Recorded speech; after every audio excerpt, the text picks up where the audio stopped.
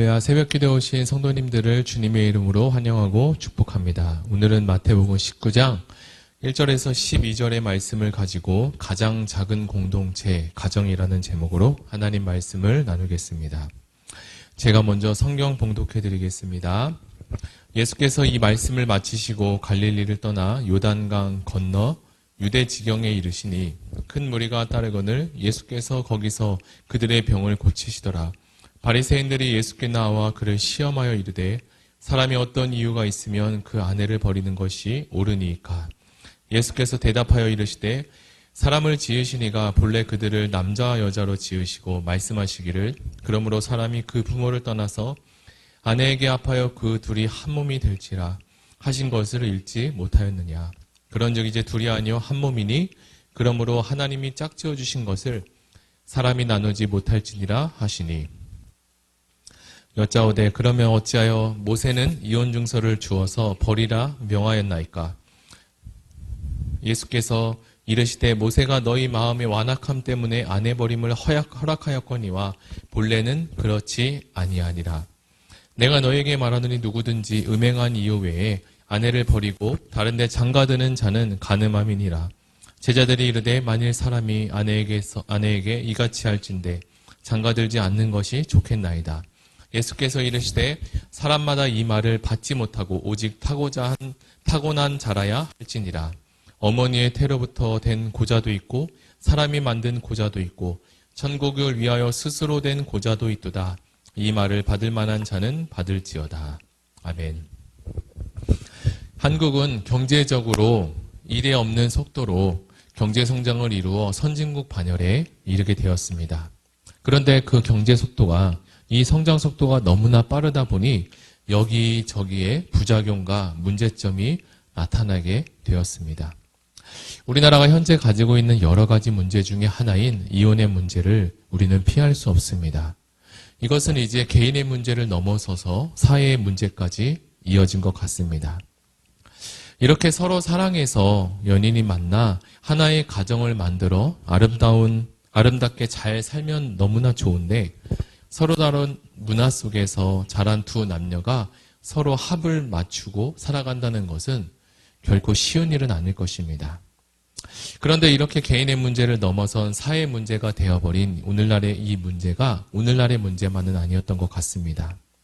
이스라엘에서도 이미 오래전부터 이혼 증서를 써주고 이혼을 하는 일이 그 당시에도 아주 많이 있었습니다. 그런데 문제는 이 이혼을 많이 하는 것도 문제지만 이것을 율법에 근거해서 타당한 것이라고 쉽게 생각하는 것이 더 큰 문제입니다. 구약의 모세가 이혼 증서를 써주고 이혼하는 것을 허락했다라고 생각하기 때문에 이것을 너무나 쉽고 가볍게 생각하고 접근하는 것은 또 다른 문제인 것 같습니다. 이러한 하나님의 말씀을 우리가 어떻게 해석하느냐 그리고 적용하느냐에 따라서 이것이 우리에게 큰 영향을 끼치는 아주 중요한 일인 것 같습니다. 그런데 오늘 본문을 살펴보니까 어떤 바리새인이 이혼 문제를 예수님께 가져온 것을 볼 수 있습니다. 그 당시 유대인들도 유대교 안에서 이혼에 대한 이야기가 아주 치열하게 논의되고 논쟁되었던 하나의 가장 큰 이슈 중에 하나였던 것 같습니다. 그 당시 유대교 안에는 여러 가지 분파들이 나누어져 있었는데 보수적인 입장도 있고 또 자유로운 분파의 입장도 있었습니다. 보수적인 입장에 서 있던 부류들은 이 자유로운 이혼을 반대하고 가늠한 경우에만 이혼을 허락하는 반면 비교적 자유로운 분파들은 여러 가지 이유와 또 사연들을 들면서 여성들에게 있어서 불리하게 이혼을 허락했다라고 합니다. 성경에 나온 어떤 바리새인이 이 문제를 가지고 예수를 시험한 것은 단연 좋은 의도는 아니었겠죠. 그것은 그가 답하기 어려운 문제를 가지고 예수님이 곧 비난을 받게 하거나 공경에 빠뜨리려는 의도를 가지고 질문한 것이 분명합니다. 그러나 예수님은 어느 분파에 해당되는 이야기에 대해 편을 들어주지 않고 그리고 그를 옹호하지도 않고 먼저 남자와 여자를 창조하신 하나님의 말씀에 대해서 예수님은 말씀하고 계십니다. 그래서 결혼과 이혼은 성경에서 말하듯이 사람이 지키고 싶다고 해서 혹은 깨트리고 싶다고 해서 할 수 있는 것은 더더욱 아니었습니다. 이것은 이 두 사람이 만남과 동시에 하나님이 그 자리에 함께 약속하신 것이기 때문에 또한 우리가 다 설명하지 못할 예외적인 상황도 물론 있을 것입니다. 그리고 하나님은 우리가 알려주신 사람이 부모를 떠나 아내와 합하여 그 둘이 한 몸을 이룰지다라고 말씀을 하셨습니다. 두 사람이 만났는데 한 몸이 된다.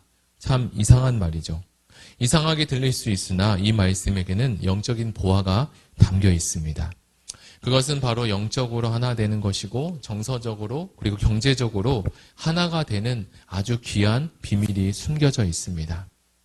그래서 이렇게 하나가 된 공동체는 둘로 나눌 수 없기 때문에 나누려고 해도 나눠지지 않는다고 합니다.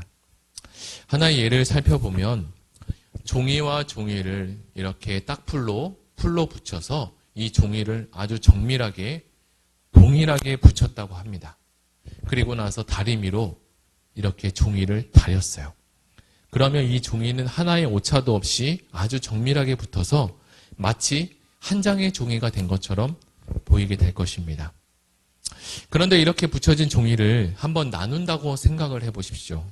한참 후에 이 종이가 딱 붙어서 있을 때 그것을 한번 둘로 나눈다고 가정을 해보면 어떻게 나누면 좋을까요? 그 누가 와서 아무리 잘 나눈다고 해도 이 종이는 처음에 있었던 두 장의 종이처럼 만들기는 불가능할 것입니다. 결국 종이는 원래의 모습을 찾기 어렵게 되었고 이것을 나누면 반드시 찢어지거나 상처가 되어 보기가 어려운 모양이 될 것이 분명합니다.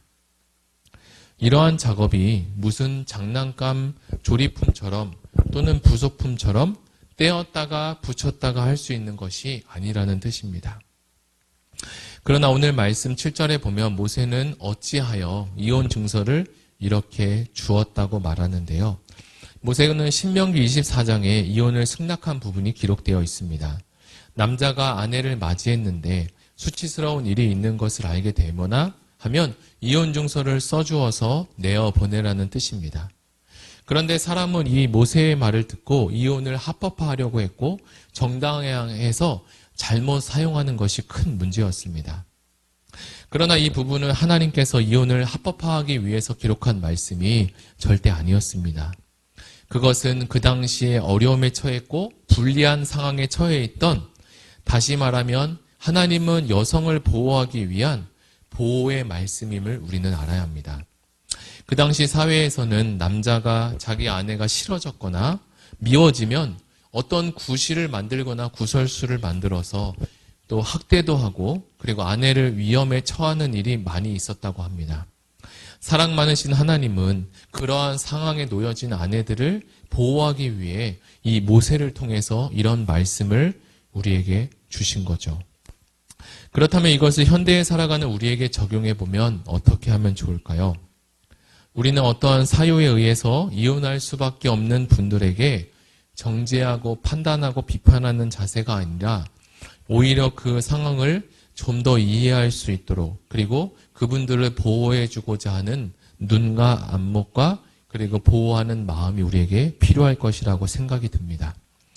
그리고 앞으로 결혼하는 부부에게 있어서 하나님 말씀을 가르치고 하나님의 말씀에 근거해서 결혼에 대한 이야기, 가정에 대한 이야기를 또 잘 나누어주면 큰 갈등으로 갈 수 있는 부분들이 미리 대처되지 않을 수 있을까라는 생각도 들게 됩니다.